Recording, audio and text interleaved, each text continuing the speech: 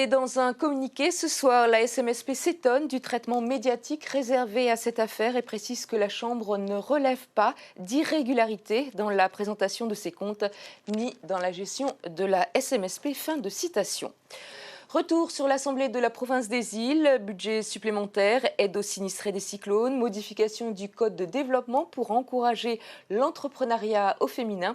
Une vingtaine de textes étaient à l'ordre du jour, parmi lesquels aussi la province des îles qui restitue l'aide médicale à la Nouvelle-Calédonie. Compte rendu avec Clarisse Watoué et Philippe Kunzmann.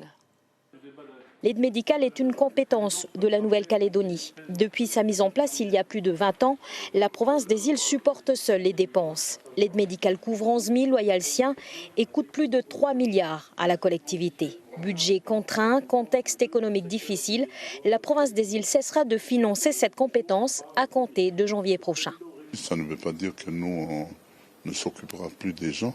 Simplement, c'est que le financement va revenir à la Nouvelle-Calédonie. Si demain, pour des nécessités budgétaires, nous devons participer, mais une grande partie de cette dépense doit être consacrée au développement des îles. Et c'est pour ça, c'est aussi dans cette perspective que nous travaillons.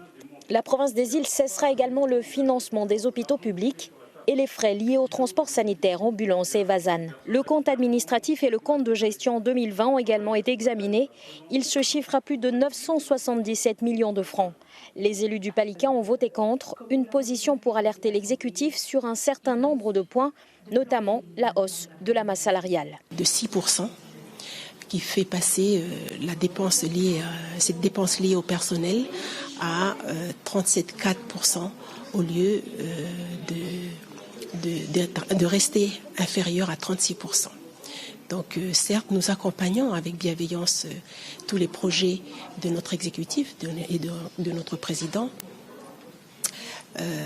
La majorité de ces projets, mais il y en a certains que nous trouvons trop ambitieux, peut-être trop onéreux et parfois pas conformes à notre programme politique. Les élus ont également approuvé la rentrée de la province des îles dans le capital de Sud-Nickel à hauteur de 5%. La SODIL représentera l'institution au sein de cette société qui a vocation à porter les titres miniers qui seront loués à l'exploitant de l'usine du Sud.